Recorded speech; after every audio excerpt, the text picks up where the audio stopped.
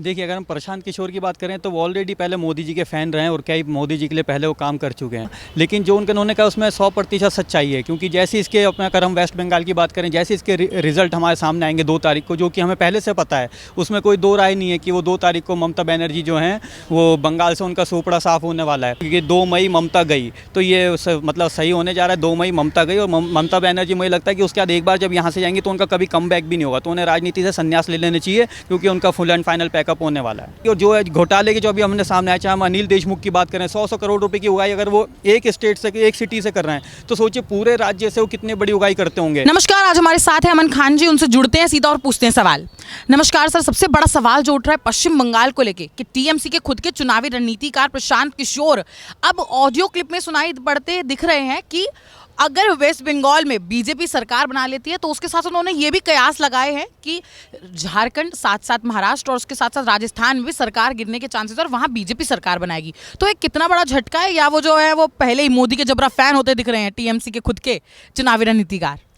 देखिए, अगर हम प्रशांत किशोर की बात करें तो वो ऑलरेडी पहले मोदी जी के फ़ैन रहे हैं और कई मोदी जी के लिए पहले वो काम कर चुके हैं, तो ठीक है वो, क्योंकि उनकी एक कंपनी, उनका काम है ये मार्केटिंग स्ट्रेटेजी करना या अपनी अलग अलग पार्टीज़ का प्रमोशन करना। लेकिन जो उन्होंने कहा उसमें 100% सच्चाई है, क्योंकि जैसे इसके अपना अगर हम वेस्ट बंगाल की बात करें, जैसे इसके रिज़ल्ट हमारे सामने आएंगे 2 तारीख को, जो कि हमें पहले से पता है, उसमें कोई दो राय नहीं है कि वो 2 तारीख को ममता बनर्जी जो हैं वो बंगाल से उनका सोपड़ा साफ होने वाला है। तो जैसे ही इसका रिजल्ट सामने आएंगे तो जैसे कि आपने बोला, इसमें भी 100% सच्चाई है कि महाराष्ट्र में और झारखंड में और अपना राजस्थान में जो है ये अपने बीजेपी दोबारा से पूर्ण बहुमत से अपनी सरकार बनाएगी, और बल्कि पूर्ण बहुमत से बनाएगी। पहले हमने देखा जैसे महाराष्ट्र में जो है कि गठबंधन की राजनीति वो पार्टी चल रही थी, सरकार चल रही थी, तो अब ये बीजेपी के इसमें कोई शक नहीं है कि राजस्थान में और सब जगह बनाएगी। और जैसे कि हम देख रहे हैं अभी बीच में जो हमारे सामने अशोक गहलोत और जो सचिन पायलट के जो बीच के जो मसले हैं, मतभेद हैं आपस में, और जो उनके विधायकों के दल के साथ जो हैं, तो वो भी सामने आने लगे हैं। और मध्य प्रदेश में भी पहले ऐसा देखा गया जो कमलनाथ के साथ होता है और उनकी भी सरकार गिर गई थी। तो ये ज़्यादा देर तक, क्योंकि देखिए ये गठबंधन की जो ये सरकारें चला रहे हैं ये आपस में, क्योंकि इनके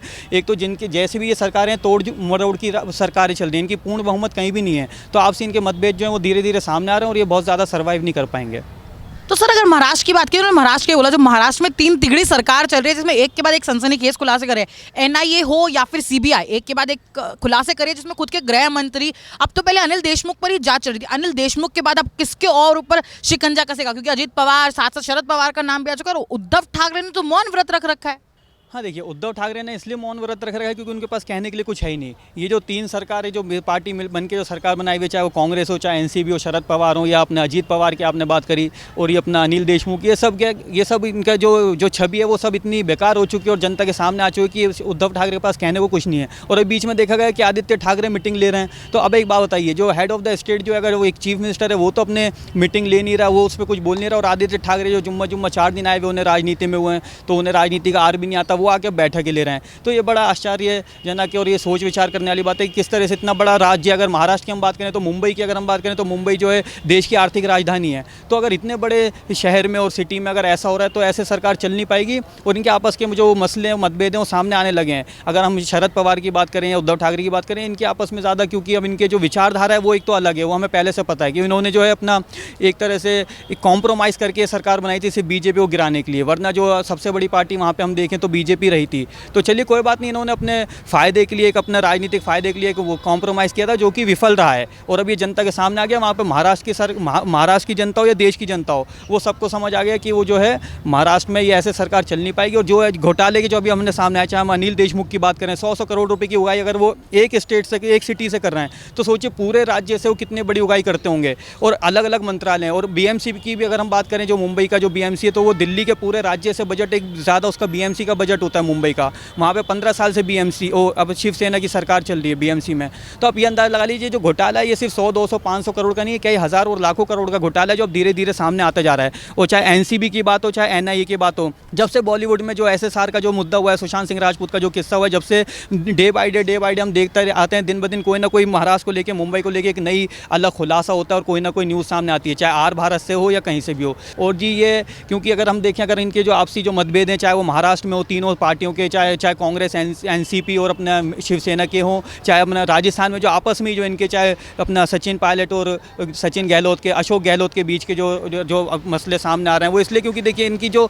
इन्हें यही नहीं समझ आता कि चीफ मिनिस्टर कौन बनेगा। सचिन पायलट के अपनी राजनीतिक उनकी जो है इच्छाएं हैं, और अशोक गहलोत जो है वो कुर्सी छोड़ना नहीं चाहते हैं। तो यही चीज़ हमें एमपी में भी देखने को मिली थी कमलनाथ के साथ और है ना सिंधिया के साथ। तो देखिए जब इस तरह के आप युवाओं को मौका नहीं देंगे, आप अपनी एक अलग से जो 50-50 साल से आप राजनीति कर रहे हो, फिर भी आप युवाओं को मौका नहीं देना चाहते हो, तो इस तरह की जो है चीज़ें सामने आएंगी। और इसका जो हमें आगे देखने को मिलेगा कि बीजेपी की सरकार वहाँ बनेगी। और बीजेपी देखें, आप देखें तो वो काम भी 20 से ज़्यादा राज्यों में बीजेपी की सरकार चल रही है, और कहीं भी इस तरह की प्रॉब्लम फेस नहीं करने को मिल रही है जनता को, किसी को, जैसे हमें यहाँ पे दूसरी राज्यों में देखने को मिल रही है। और अगर महामारी की भी अगर हम बात करें, जैसे कोरोना की बात करें, तो जो महाराष्ट्र हो चाहे वेस्ट बंगाल हो, कहीं भी हो, तो वहाँ के जो अगर हम आंकड़े देखेंगे तो वो भी जो वहाँ की सरकारें वो विफल रही हैं। तो ये बल्कि अच्छा भी और ऐसा होना भी चाहिए। बीजेपी की सरकार रहेगी तो सेंटर में बीजेपी, स्टेट में बीजेपी, तो काम भी अच्छा होता है, डेवलपमेंट अच्छी होती है, क्योंकि देखिए जो फैसिलिटीज़ हैं वो अच्छे से मिल जाती हैं। वरना क्या होता है, जो दूसरे राज्यों के चीफ मिनिस्टर है वो फैसिलिटीज़ पहुँचने नहीं देते। ऐसा कई बार देखा गया, चाहे वेस्ट बंगाल हो चाहे दिल्ली हो, कोई ऐसी योजना होती है भारतीय जनता पार्टी की या सेंटर की जो कि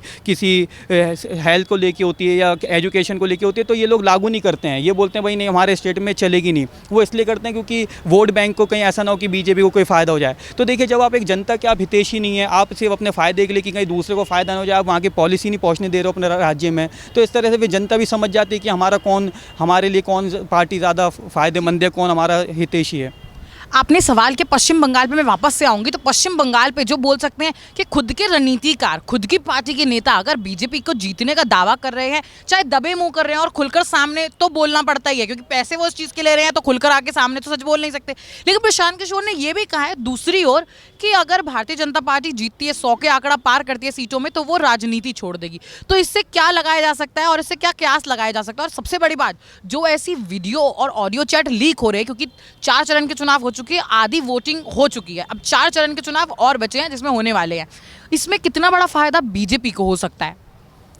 देखिए बीजेपी तो वैसे भी सबसे बड़ी, विश्व की सबसे बड़ी राजनीतिक पार्टी है, तो उन्हें तो फ़ायदा है ही ऑलरेडी कि, और वैसे भी जो वहाँ की रैलियाँ हमें देखने को मिला, चाहे हमारे गृह मंत्री जी की रैलियाँ हो या माननीय मोदी जी की रैलियाँ हो, कि वहाँ से जनता का जो हमें जो समर्थन है या मूड है वो हमें पता चल गया कि 2 तारीख को क्या होने वाला है। लेकिन फिर भी देखिए जब इस तरह के प्रशांत किशोर जैसे अगर एक राजनीतिक जो एक स्ट्रैटेजी प्लानर है, अगर वो इस तरह की बात बोलते हैं तो उससे पता चलता है कि देखिए मूड उनको भी पता है। लेकिन अभी जैसे आपने बात बोली कि 100 से ज़्यादा सीट आएंगी तो मैं ये छोड़ दूंगा, वो भी इसलिए कहना पड़ता है। देखिए आपने जिस पार्टी से पैसा लिया है, उनको जिताने के वादा करके पैसा लिया होगा, या उनको कहा होगा कि भाई हमारी पार्टी आ जाएगी, टीएमसी की सरकार बन जाएगी, तो फिर इस तरह की बातें करनी पड़ती हैं भाई चैलेंज के तौर पे कि भाई ये 100 सीटें नहीं आएंगी। लेकिन ऐसी बात नहीं है, प्रशांत किशोर को इतने बड़े भगवान नहीं हमें देखने को मिला। यूपी में भी उन्होंने कांग्रेस की मार्केटिंग करी थी, 100 से ज़्यादा सीटों का वादा करा था और वहाँ पर उनकी 1 सीट भी आनी मुश्किल हुई थी, हार्डली सिर्फ 2 सीटें आई थी। तो इससे अंदाज़ा लगा लो ऐसा कुछ नहीं है, जनता का जो मूड है वो साफ़ है, और ममता बनर्जी जो है उनका सोफड़ा साफ़ होने वाला है और बोरिया बिस्तर पैक होने वाला है।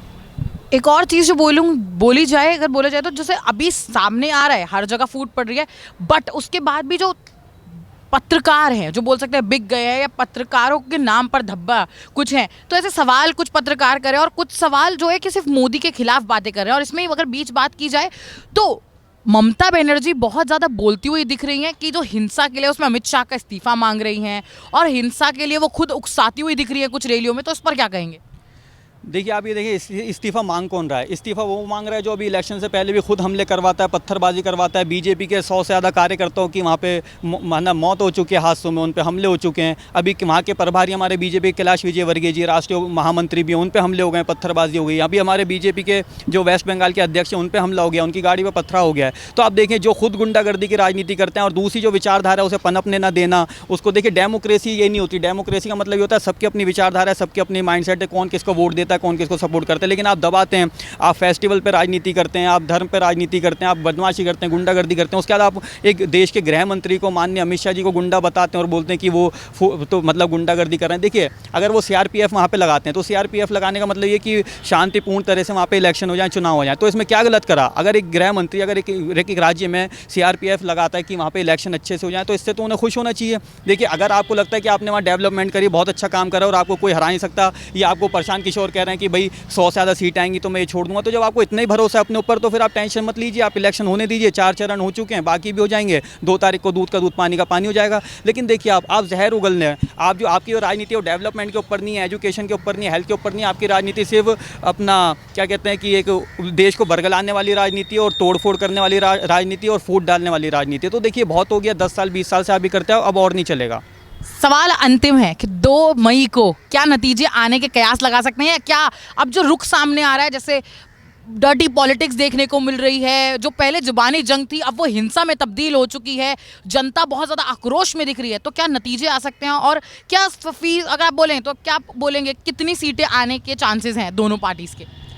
देखिए भारतीय जनता पार्टी 2/3 बहुमत से वहाँ पे सरकार बनाने जा रही है और इसमें कोई दो राय नहीं है। और जो है बाकी जो पार्टियाँ उन्हें भी ये सब पता है, बस बात इतनी है कि वो पहले एक्सेप्ट नहीं करेंगे। जैसे ही 2 तारीख को आएगा तो जैसे कि एक वो नारा चल भी रहा है, कैंपेन चल रही है कि 2 मई ममता गई, तो ये मतलब सही होने जा रहा है। 2 मई ममता गई और ममता बनर्जी मुझे लगता है कि उसके बाद एक बार जब यहाँ से जाएंगी तो उनका कभी कम बैक भी नहीं होगा, तो उन्हें राजनीति से संन्यास ले लेना चाहिए क्योंकि उनका फुल एंड फाइनल पैकअप होने वाला है। बहुत बहुत शुक्रिया हमारे साथ इतनी महत्वपूर्ण जानकारी शेयर करने के लिए। शुक्रिया।